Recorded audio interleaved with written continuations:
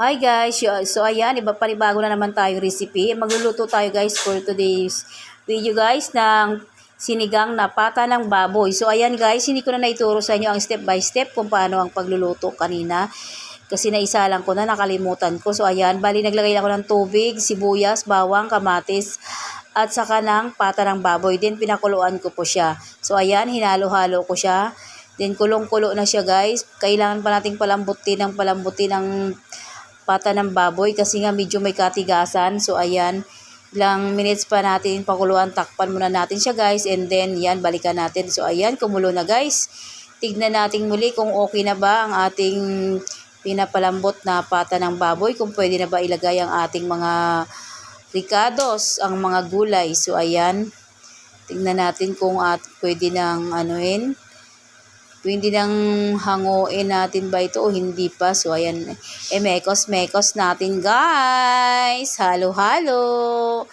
So, ayan. Walang tigil na sa paghahalo-halo. Kasi pumipili ako dyan, guys, yung mga taba talaga na pwede nang tusukin ng tinidor or pwede na ba siyang lagyan ng mga ricados. So, ayan, hintayin lang natin ang kumulo. Then, medium heat lang natin guys yung apoy. Kasi masyadong malakas para mabilis siyang lumambot. So, ayan. Nasa medium heat lang ang apoy natin. At, ayan, pakuliin natin ang pakuliin. Kasi medyo matigas-tigas pa. So, tignan natin kung malambot na. O, ayan, tusukin natin ang tinidor guys. Kung okay na ba silang hanguin. O ay, ayan guys. So, malambot na guys ang ating pata. Pwede na natin guys timplahan ang ating mga ricados. Ayan, nilagyan ko na ng patis.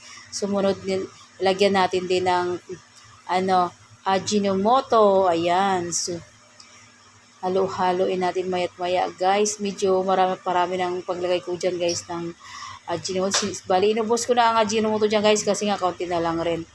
So, ayan, nilagyan ko rin siya ng sinigang sa gabi. Kasi wala akong nabiling gabi, guys, kanina na bunga. So, ayan lang yung nakuha ko sa tindahan.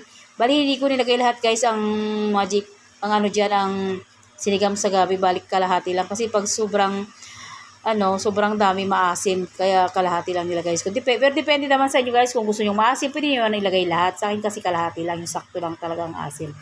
So, ayan, pakuluin mo natin ang pakuluin. Saka natin lalagay ang mga ibang mga pwedeng ilagay natin dyan. Mga katulad ng mga sili, ng gulay, ganyan. Ayan, hintayin mo natin kumulo ng kumulo.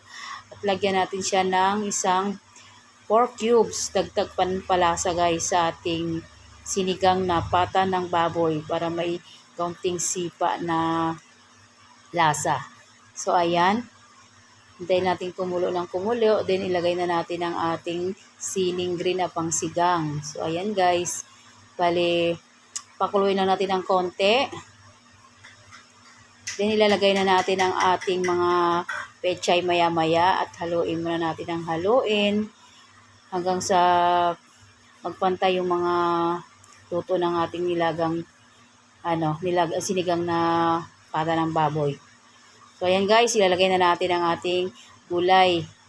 Bali, nasa sa inyo guys kung gusto nyo ng overcook ng pechay or hindi. Sa akin kasi guys, hindi ko kasi talaga niluluto ng lutong-luto yung mga gulay. Bali, lang siya, half cook lang siya. Kasi pag overcook guys, hindi na masarap. Para mas masarap yan yung medyo, half cook lang para crunchy pa siya. So, ayan. Lagay na natin lahat ang mga pechay.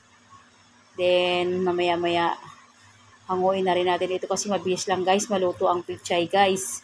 Hindi na kailangan ng matagal na pagluluto ng gulay. So, ayan, halo-haloin natin guys.